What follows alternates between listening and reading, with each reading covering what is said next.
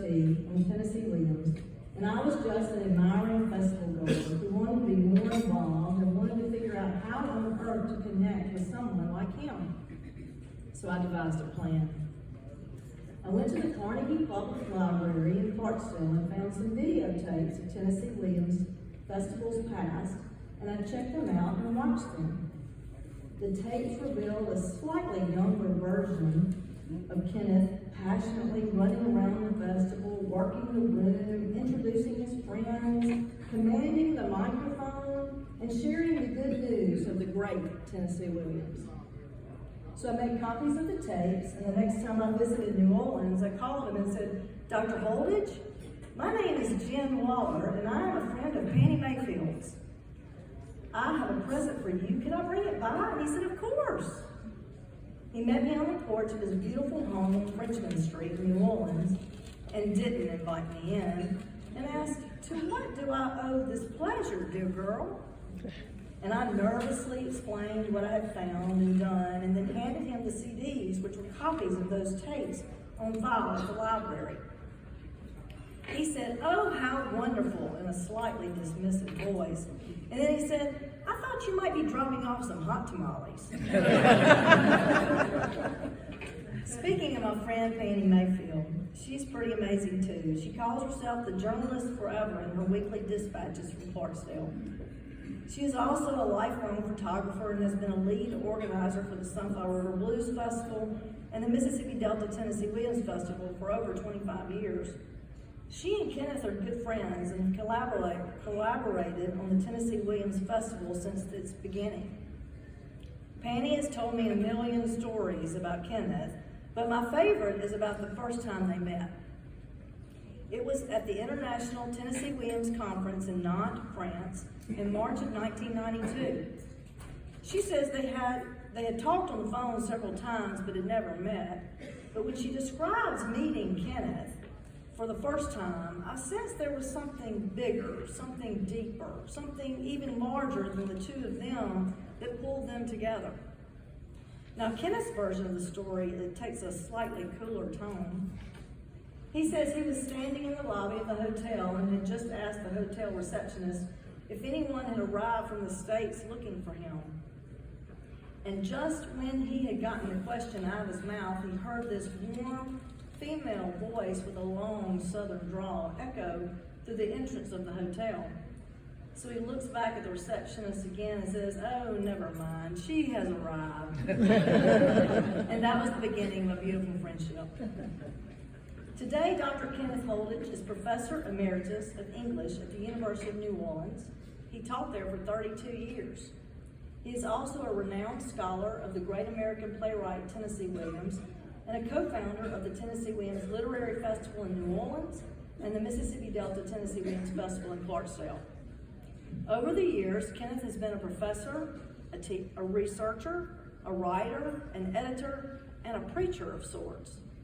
His messages always focus on his varied passions, from the food and culture of New Orleans and Mississippi to the great literature of the South, especially the plays and characters of Tennessee Williams.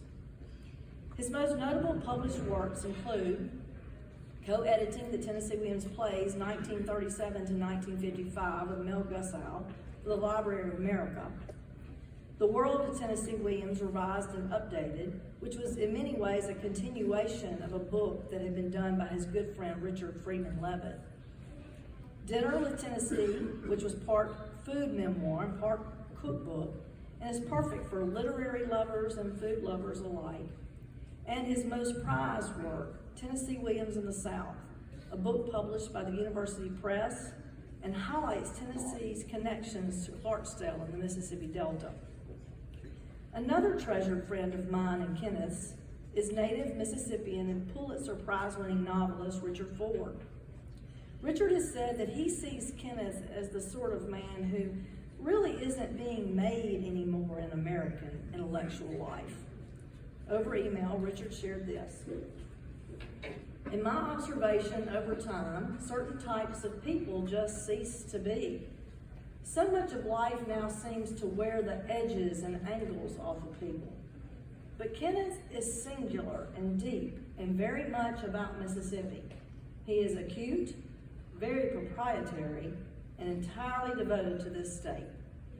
And he's made himself extremely useful in the conduct of his life, useful in his private passions and intellectual fascinations, but useful also to generations of students and non-students with whom he's shared of himself and what he knows.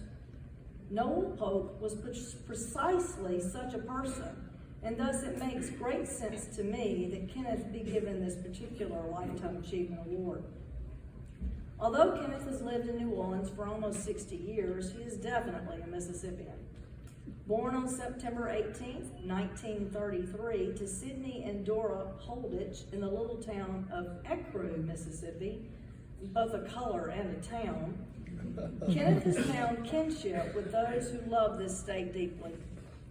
Kenneth and his family lived in Ecru for 6 years, and one neat connection that he just told me recently was that his great-grandfather founded the town of Ecru with William Faulkner's great-grandfather, Colonel William Clark Faulkner.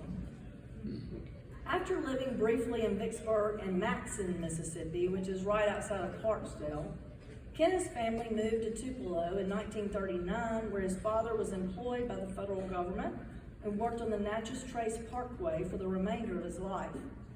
During this time, Kenneth attended Tupelo Elementary and Junior High School and graduated from Tupelo High School in 1951, realizing later that he attended junior high school with another famous Mississippian, a young Elvis Presley. Kenneth graduated from Southwestern at Memphis University, now Rhodes College, in 1955 with honors in English. Then he received his Master of Arts in 1957 and his doctorate in English in 1961 from the University of Mississippi. He also has the distinction of being the first person to receive his doctorate in English from the University of Mississippi.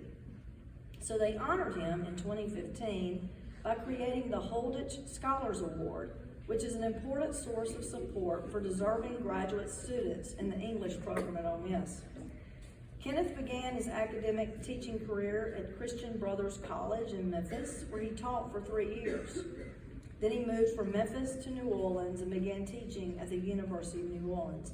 He taught there in the English department from 1964 until his retirement in 1996. During that time, he also created the literary walking tour of the French Quarter in 1974, which visited sites where Tennessee Williams, William Faulkner, Truman Capote, and many other authors lived, ate, and hung out. This walking tour continues today.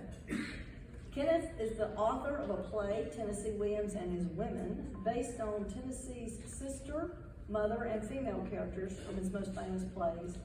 He was co-founder of the Pirates Alley Faulkner Society and was also instrumental in the formation of the Tennessee Williams Literary Festival in New Orleans, the Mississippi Delta Tennessee Williams Festival in Clarksdale, and also an advisor on the Tennessee Williams Tribute in Columbus.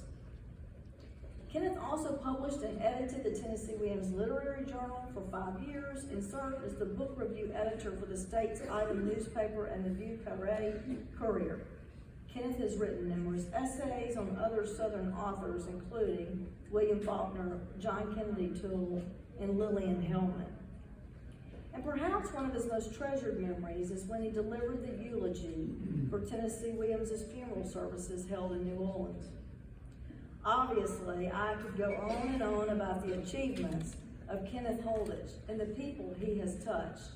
But in closing, I think the most important conclusion I should leave with you is that Kenneth has really lived and continues to live a remarkable life that contributes to the lives of others, and more specifically, to the beauty of the mind, the richness of the spirit, and the tenderness of the heart. And just as Blanche declared in A Streetcar Named Desire, these aren't taken away, but they grow and increase with the years. Kenneth has proven that. My life is certainly richer because of Kenneth's work and dedication to Tennessee Williams and to the Mississippi Delta. And I know many of you in this room tonight feel the same way. And that is exactly why Dr. Kenneth Holditch is so deserving of the Noel Polk Lifetime Achievement Award for 2022. Kenneth, we are all so grateful for your contributions, and we honor you tonight.